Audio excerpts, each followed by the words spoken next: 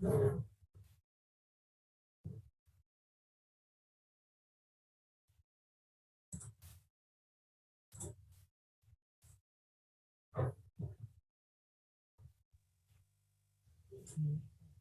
by my time, it is now 11 o'clock. We're going to go ahead and give people maybe 2 or 3 more minutes to tune in case they're running behind from a previous meeting or something. But we'll get started in just a few moments.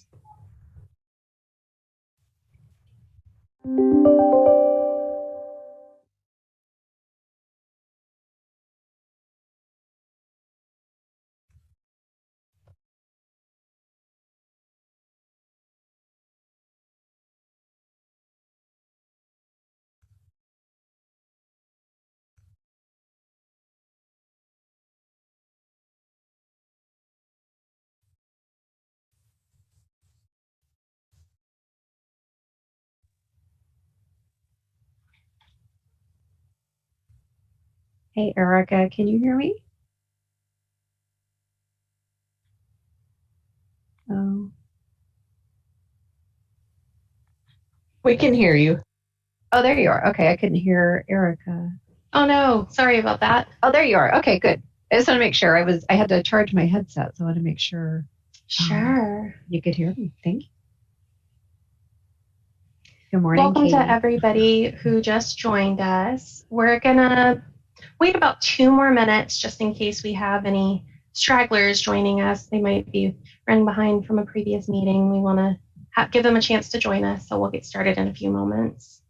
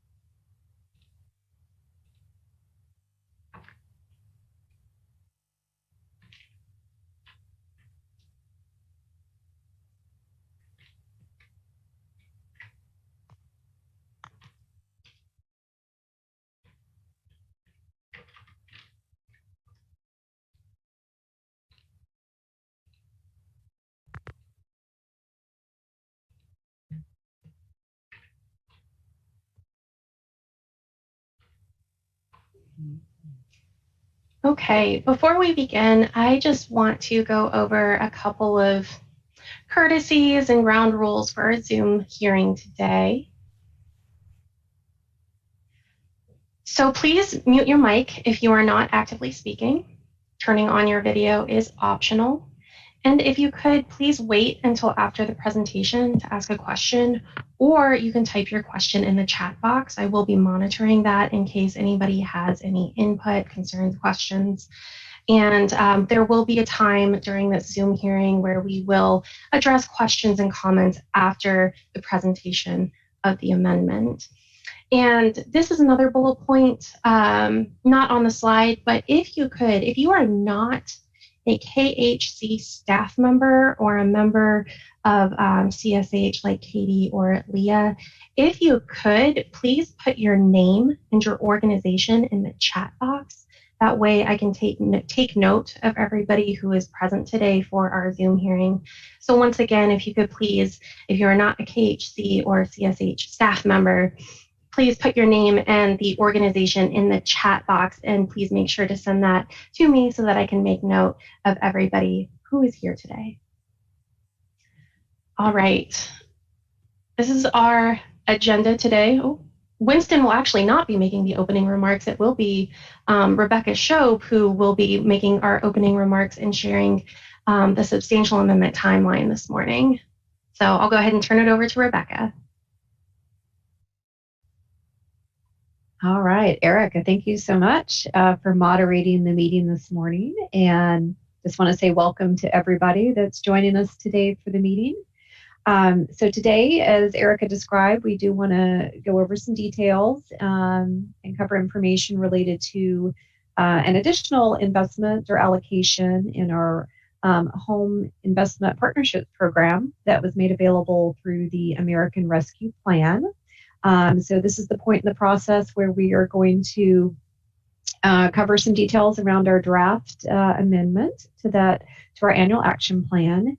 And I do want to point out that the draft plan has been published on our Kentucky Housing website, and it's available there for review and will be available for public comment from September 4th. I'm sorry, got the wrong dates. November 5th through November 19th. And we do welcome any and all comments. And there is an email address noted on the webpage where those comments can be directed. And it is corpplanreport@kyhousing.org. And again, we're looking for those comments by November 19th. So if you do have any comments you want to get in, please go ahead and send those in by November 19th. So that's kind of the backdrop. So with that, I will pass it over to Curtis Stauffer. He is our Managing Director of Housing Contract Administration here at KHC. And he's going to cover some further details regarding the plan. So Curtis, take it away. Thank you very much, Rebecca, and good morning, everybody. Thank you all for your time and your attendance at this public hearing, particularly your interest in the use of these new funds that are available to Kentucky Housing Corporation. As Rebecca said, I'm Curtis Stauffer, Managing Director of KHC's Housing Contract Administration Division. Our division is responsible for subrecipient grants for homeless programs, housing opportunities for persons with AIDS, single-family homebuyer development, and owner-occupied home repair. To give a little background on the funds we're addressing today, provide a little bit of the history. On April 28, 2021, HUD awarded the Commonwealth of Kentucky a one-time allocation of $51,725,043 in new HUD Home Investment Partnership Program funds under the American Rescue Plan Act. And these funds are referred to as Home ARPA.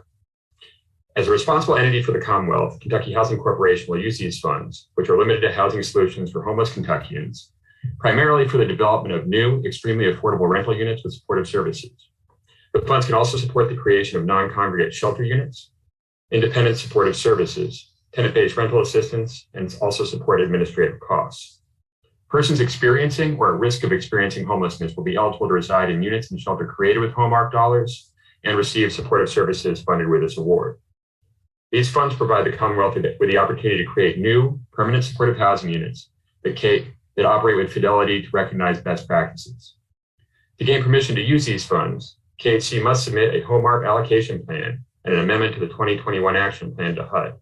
Today's public hearing will review the plan and initiate the public comment period, which ends, as Rebecca noted, on November 19th. Because of permanent supportive housing that can be developed with these funds is a type of housing with which KHC and its development partners had little experience, KHC sought to engage a technical assistance provider and selected the Corporation for Supportive Housing, or better known as CSH, based on a competitive request for proposals. Founded in 1991, CSH is the nation's leading expert on supportive housing for persons experiencing homelessness. They provide services in 48 states that include training, consulting, policy analysis, and technical assistance. For more than a decade, CSH has provided annual technical assistance to housing finance agencies like KHC, including our partners in Ohio and Indiana. And that TA is focused on creating and advancing a pipeline of supportive housing in those states. They use their supportive housing initiative model to help developers and their nonprofit service providers create strong proposals for permanent supportive housing developments, seeking low-income housing tax credits and other competitive funds. In addition to assisting KHC with developing our Home ARP program, CSH will also provide technical assistance to developers and their supportive services partners seeking to develop permanent supportive housing units using Home ARP monies. And as a little background, as I mentioned, these funds were awarded in April, but our friends at HUD did not issue guidance for the use of these Home ARP dollars until September 13, 2021, which enabled us to rapidly initiate our planning and allocation processes in partnership with CSH. We've conducted key stakeholder engagement since the initiation of the HUD guidance, including speaking with folks experiencing homelessness to get their recommendations how to best utilize these dollars as we work to develop this allocation plan. It will be presented today. We hope to have HUD approval of this plan by the start of 2022 so we can align the awarding of home ARP funds with KHC's other multifamily development resources, including low-income housing tax credits, 4% bonds, National Affordable Housing Trust Fund dollars, Kentucky Affordable Housing Trust Fund dollars, and our annual Home Investment Partnerships formula allocation. Standalone supportive services grants, if issued, will be administered by the KHC Homelessness Programs team. And with that, I'd like to turn the presentation over to Katie Kitchen, who is Director of CSH's Kentucky, Ohio, and Tennessee programs. And she'll provide an overview of the KHC proposed home ARP allocation plan. Katie? Thank you so much, Curtis. And Erica, you can go ahead and advance to our first slide. We thank you, first off, for the many of you who I have noticed are joining this call today for the participation that's occurred over the last couple months. We were very grateful and appreciative of the 27 different sessions that we've been able to hold to hear input from a varied group of stakeholders with representing all parts of the state and all different activities that are possible through the home ARP allocation. In summary of the consultation sessions, it was widely stated that there are significant needs across the entire state for all of the eligible activities that are possible under the home ARP program. As we described in the consultation sessions, the eligible activities are the creation of affordable and supportive housing, tenant-based rental assistance, supportive services, and the creation of non-congregate shelters.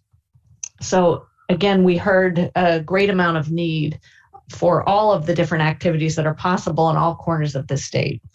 There were a smaller number of organizations that expressed the need for non-congregate shelter acquisition or renovation projects, but some of those needs were rather urgent. The most frequently cited need was for the creation of affordable and supportive housing. We heard from organizations that operate rental assistance programs, from people experiencing homelessness who had a voucher in hand or a rapid rehousing subsidy available, about the difficulty in securing quality housing units and about the condition of housing units that they were able to lease up. So this was frequently cited in all the different meetings that we had. We also heard from organizations that operate supportive housing in Kentucky that was underfinanced. So either insufficient capital funding as a building was renovated, insufficient operating subsidy to support those units, and insufficient supportive services to make sure that the tenants have the resources and support they need to maintain housing. So this was a challenge that has caused a lack of confidence for organizations that may be considering creating new supportive housing. But nonetheless, we were pleased to hear that there are organizations that would still be interested in creating new units, especially considering that the need is so great. It was also stated many times that Balance of State in particular has great needs for capacity building, both the units and organizations, to create those financing components that make housing affordable and have the sufficient level of services to meet the needs of people who experience homelessness in Kentucky. Next slide. This chart, which is contained in the home ARP allocation plan that's now posted on KHC's website, describes the existing inventory and the annualized need that we identified throughout the state. So there is a total gap of for supportive housing for family units of 96, and for adults of 3,240. And that calculation comes from the annualization of people experiencing homelessness in the different COCs, as well as the ability to place those households in units that exist or through programs that are already operating in Kentucky. So that 3,240 plus the 96 represents the gap after those placements are made. Next slide. An additional table that is included in the allocation plan is the need for affordable housing for groups, especially at 0 to 30% of the area median income and 30 to 50% of the area median income. This was generated from data that's available through Kentucky's Consolidated Plan. Adding those two groups of populations together, there's a net gap or a total gap of 123,730 affordable units for people at low and extremely low income in Kentucky, which matches up with the feedback that we received in our consultation sessions. Next slide. So the allocation plan that's proposed and included in the posted plan is that the bulk of the funding would go towards creation of rental housing that's affordable and includes supportive services for people experiencing homelessness or in those risk categories identified in HUD's implementation notice. So a total of $36.5 million is identified as the funding amount for rental housing. The next significant allocation is for supportive services. And the assumptions here are that organizations that create supportive housing in particular would work with the Kentucky Medicaid and managed care organizations so that they can bill Medicaid for services, and the supportive services included in this allocation would serve as bridge funding to help organizations get to the point where they can bill for those services and to cover for a period of time the services that are not eligible for Medicaid reimbursement. So it's not all the supportive services that would be required to have high fidelity supportive housing operations, but it would be that bridge financing mechanism so that the organizations can tap into Medicaid and other sources over time. Of course, the home ARP allocation is not a permanent source of funding. This is a one-time allocation that's able to be used through 2030. So it makes sense that this would be bridge financing approach so that these other sources can be brought to the table. Then there's a component of administration. KHC has to perform compliance activities for the full budget period, and this allows funding for KHC to perform those activities. And the compliance activities have to be for all types of awards that are made through home ARP. Last but not, actually, there are two other categories I haven't mentioned. The first is the acquisition and development of non-congregate shelters. This is a $2 million allocation, and the intention would be to identify those projects that are able to support their operations once the rehabilitation or development has taken place. So they have other sources to pay for the operations, because as we noted in the consultation sessions, home ARP can only pay for the bricks and sticks activities and not the ongoing operations. So the expectation is that KHC would put out an RFP for proposals to use these funds for the creation of non-congregate shelter, and that if insufficient applications are received, those funds could be reallocated to a rental housing activity. And the last activity is around nonprofit capacity building. As we noted, this came up that there is need for both units and support to the nonprofits that are working in balance of state. This nonprofit capacity building could help cover pre-development activities and expenses, staff time needed for training, and other capacity building activities to make sure that we create a strong pipeline that meets the evidence-based practices for the housing that we're trying to create. So that is the allocation formula that is proposed. As Curtis noticed, the grand total is $51,725,043. And again, you can read more about this and the details in the allocation plan itself. Next slide. What we hope to result from this appropriation is the creation of 300 units of supportive housing. And the 300 calculation comes from an assumption that we will be able to leverage other capital financing tools, including tax credits and bonds that could be packaged through KHC's other financial competitions, the rounds in 22 and 23 or until 22, 23, and 24 until those funds are fully appropriated. But there would also be an opportunity for a home ARP round for smaller projects that may not be appropriate or suitable for those tax credit or bond bond programs. We would expect that coordinated entry is the process by which referrals to these new units that are created are identified, and they will prioritize people who are chronically homeless or unsheltered, again, in the balance of state as the priority. It is also possible that a capitalized operating reserve could be applied for through these competitions that will be set up.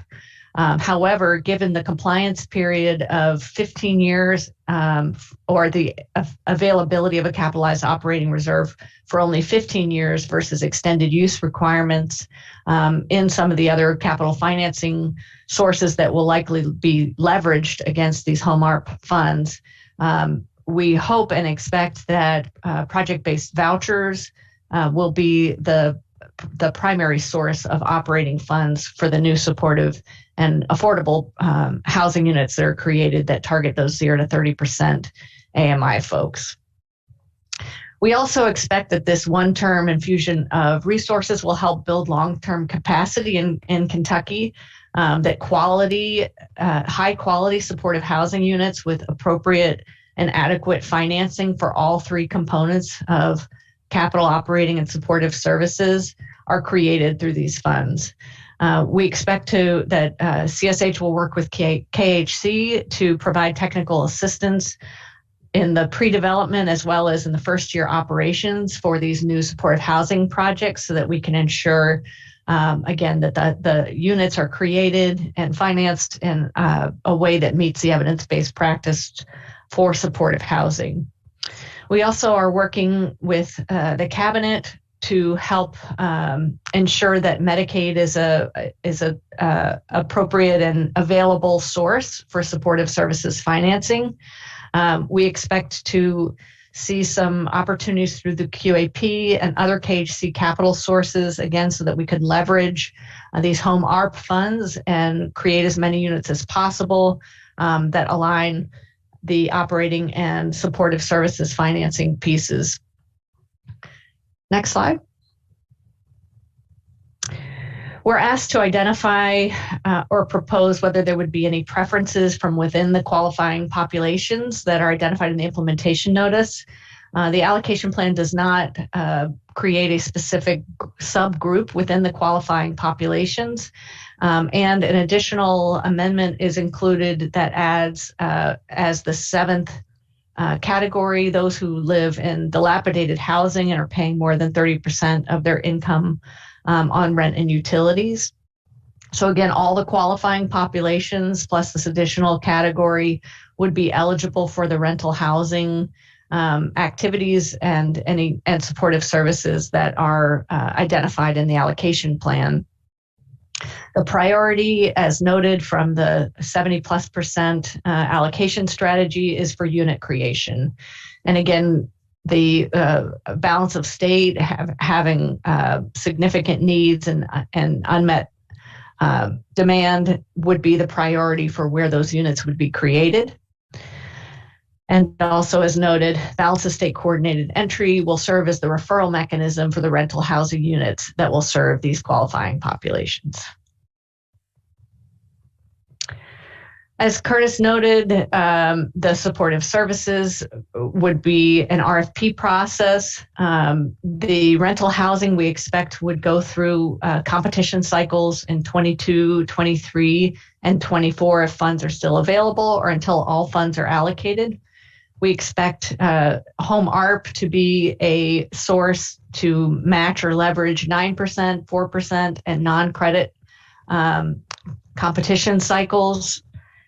And also that we would have a small project opportunity for those that are not going to be leveraging those larger capital funding strategies.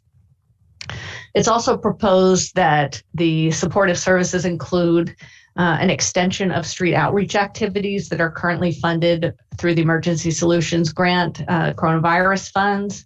and that would allow the continued matching of households that are receiving emergency rental assistance funds. And lastly, that for non-congregate shelter, we noted that there would be an RFP process and the expectation to select any projects that have those sources to operate pretty quickly. And then if there are insufficient applications, that those funds could be reallocated to rental housing. And that is the presentation. As we noted, the plan itself is available on KHC's website. There is an official comment email for feedback that is included in that posting. I've also included my email here, and I know you likely have the contact information for KHC team members who are working on this. So please feel free to reach out, and I will pause here and see if there are any questions.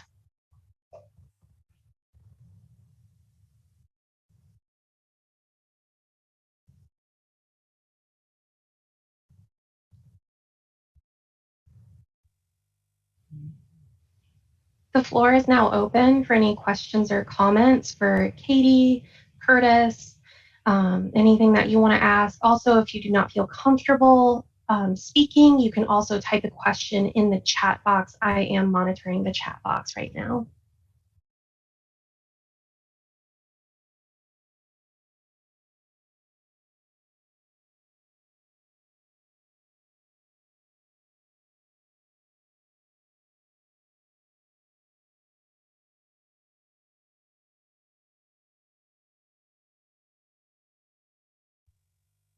Vonda, are you clapping or are you wanting to speak? I'm trying to raise my hand. Thank you, Erica. Anyway, I evidently hit the wrong button. I just had a really quick question. I noted the $36.5 million for rental housing. Part of that, of course, you noted was leveraging through the QAP, low income housing tax credits, bond dollars. And then you noted that there would also be possibly a smaller development size for a direct home ARP piece. Do you have any idea now of what those dollars might look like carved out of that total $36.5 million? Okay. I saw Katie shaking her head no. No, we don't have that. We're trying to maintain flexibility in our approach to this to see what the type of demand arises from the first round of funding. And as we will be conducting technical assistance with interested developers, I think that will help us make some of those allocation decisions. We've made some initial projections that examine what potential matching funds could look like for both 4% and LIHTC deals. So I think once we get further down the line of the multifamily allocation process, we'll have a much better sense of that activity. But there will be, I can almost certainly guarantee, some standalone non-credit rounds that will target these home ARP funds, potentially in conjunction with AHTF and home formula allocation. But that's going to be worked out in consultation with our partners in the multifamily division as we work to decide the best way to allocate those funds competitively to the partners that are willing to create these permanent supportive housing units. Thanks. I know that on the rural side, a lot of times low income housing tax credit deals just don't pencil out very well. So that's just a concern for, I think, some of the FAHI members. So thank you. Yes, and during our consultation with FAHI members, it was we've had a couple of your developer partners express interest in these, particularly looking at smaller scale developments and or scattered site models that would not be appropriate for a much larger scale LIHTC deal. So we are well aware of that demand, and will likely be providing funds to meet that demand to some degree. Thank you.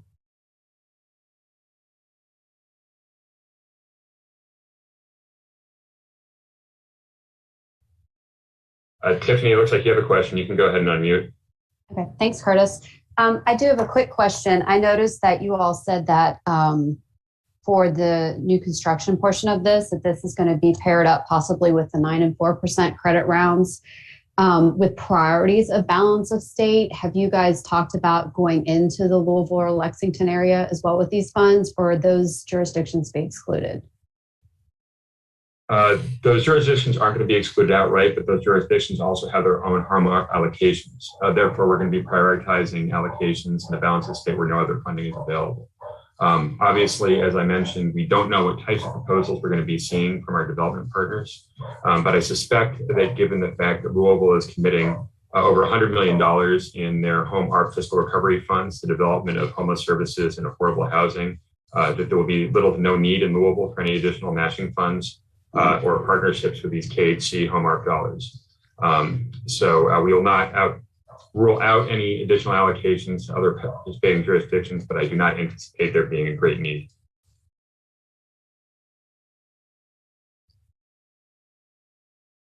One more follow-up on that. Have you guys talked to Metro about coordinating funding cycles in that regards, where if they're going to do a 9 or 4% deal in Jefferson, that would line up with possibly their home ARPA funding cycle? I will defer to Sam Thorner, our multifamily managing director, on that.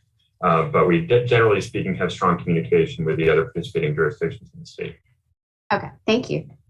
Tiffany, this is Wendy Smith at KHC. I'll chime in that in a consultative conversation that we had with Louisville Metro, we did talk about that possibility. And I know that our multifamily folks have talked with Louisville about partnering on bond NOFAs, not necessarily related to these home dollars, but I think it's a definite possibility. Thanks, I appreciate that.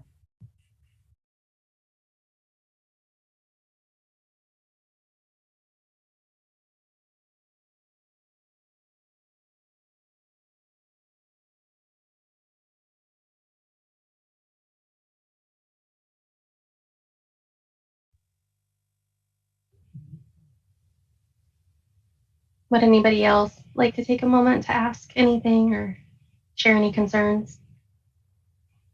And just so you are aware, we are accepting both oral and written comments, as Rebecca mentioned at the beginning of our hearing today. So if you think of something after reviewing the plan that's posted on our website, you can definitely email us at Corp Plan Report. I will put that in the chat box for everybody for your reference. Once again, that is Corp Plan Report. And you are free to email that and any other comments that you want to share after today up until Friday, November 19th. It's Tiffany again. Sorry, I have one more quick question. I noticed that you all talked about having this plan approved by the end of the year. And I'm sure you can't give us any, timeframes on when you think an application cycle would actually open, but do you have any idea how quickly after the plan is approved by HUD that you guys would open up an application round for the production side? We anticipate, should we receive approval from HUD in a timely fashion, having it follow our traditional multifamily allocation model. Okay. Any independent RFPs will, for supportive services and or a non-credit round will be developed in 2022 for sure. Can't speak specifically to the timeline of any smaller competitive non-credit proposal for development, but I anticipate that we may start seeing requests for supportive services sometime in mid-2022 perhaps, but those timelines will really be dependent on what we're hearing from potential applicants for the multifamily development funding. Thanks, Curtis.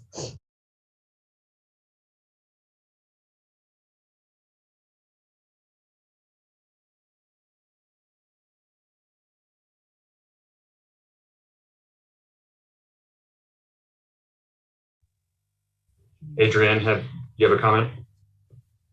I have a question. Can you talk more about the coordinated entry process and eligibility for participating? And I may be thinking too far ahead because we're only in the submitting the plan to HUD stage, but I guess I'm always thinking about implementation and what that will look like.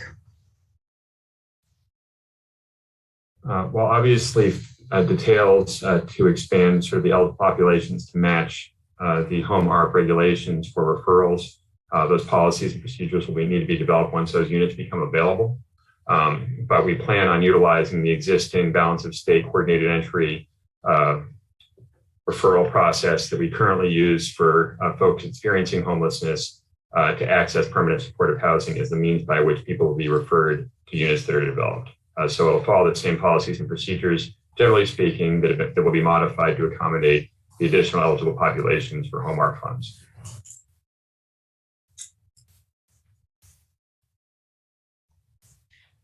One more follow-up. I guess I am thinking specifically about whether folks exiting recovery housing, recovery Kentucky centers would qualify and be prioritized if it's necessary, or how would that work? It would all, I can't speak to a particular category of eligibility along those lines because it will be based on the assessment of the individual experiencing or at risk of homelessness as they're assessed versus other folks based to try to serve those with the highest need.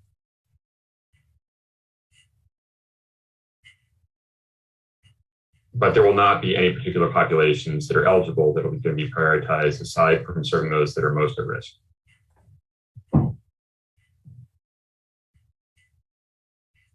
I think what Curtis said is worth underlining, Adrian. One of our aims is to not create such specialized housing that it's not generally available for people experiencing or significantly at risk of homelessness. We want to use coordinated entry as a way to get folks into these units, but not create such specific population targeting that units don't get filled by folks who need them the most and need them first. And again, one thing that you're well aware of, Adrienne, that we've heard from our partners in the consultation period, there is a great shortage of units that are available to what we would call for really horrible term, more the general homeless population, which largely consists of single individuals experiencing homelessness.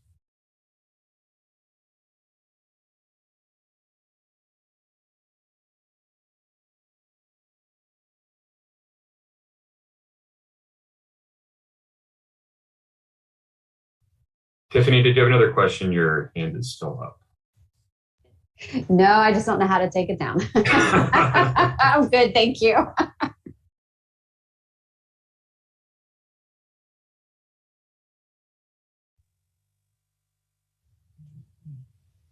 There are no questions or comments in the chat box.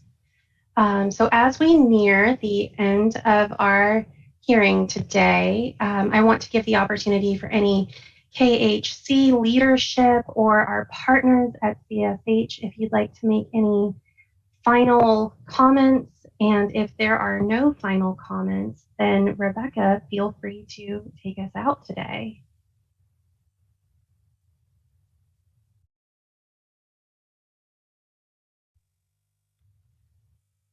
Sorry about that. Had to get off mute. So again, just want to thank everybody for your time today and attending this hearing. And just a final reminder, we do have the draft plan published on our website. It will be available for comment through Friday, November 19th. So if you think of anything additional, any comments, please go ahead and email those to us. And with that, I think we'll conclude our hearing today. Thanks, everyone. Thank you, everybody.